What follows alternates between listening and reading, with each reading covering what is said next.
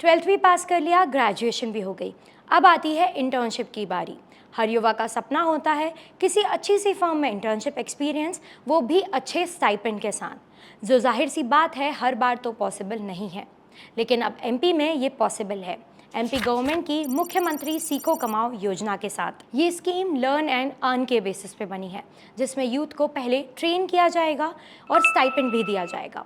Stipend का amount 10,000 रुपये तक का होगा, जिसका 75% गवर्नमेंट के द्वारा डीबीटी के थ्रू दिया जाएगा और बाकी का 25% इंटर्नशिप प्रोवाइड करने वाले ऑर्गेनाइजेशन को देना होगा। मतलब दोनों का फायदा है ना। अमेजिंग।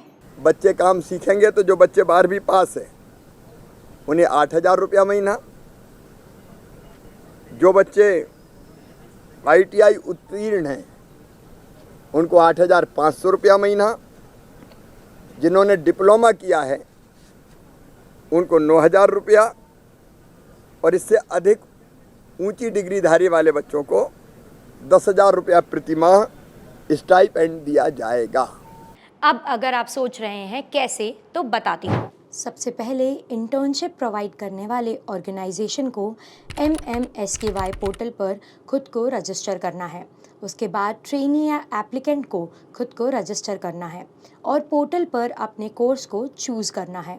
इसके फर्दर प्रोसेस में ट्रेनी सिलेक्ट किए जाएंगे और सिलेक्टेड ट्रेनीज़ को ट्रेनिंग दी जाएगी। अब ये भी जान लेते हैं कि कौन इस मुख्यमंत्री सीखो कमाओ योजना के लिए एलिजिबल है। जैसे कि ट्रेनी की एज 18 से 29 साल होना ज़रूरी है, MP का रेसिडेंट होना ज़रूरी है और साथ ही साथ एजुकेशन क्वालिफिकेशन 12th पास होना भी ज़रूरी है।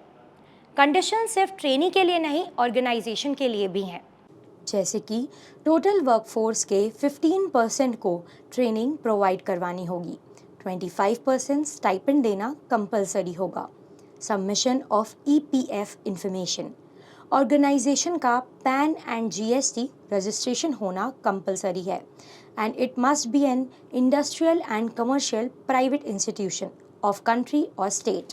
अब इससे ये तो क्लियर है कि मुख्यमंत्री सीखो कमाओ योजना ट्रेनी और ऑर्गेनाइजेशन दोनों के लिए बेनिफिशियल है। जैसे कि ट्रेनी को मिलेगी industry oriented training with stipend and certificate of training, साथ ही साथ उस फर्म में परमानेंट एम्प्लॉय होने के भी फुल चांसेस हैं। अब आती है सबसे इम्पॉर्टेंट बात, इससे ऑर्गेनाइजेशन को क्या फ़ायदा है। फ़ायदा है, बिल्कुल है। सबसे पहले तो 75% तक स्टाइपेंड की सेविंग होगी। बोनस, EPF और इंडस्ट्रियल डिस्प्यूट एक्ट ट्रेनी पे एप्लीकेबल नहीं होगा।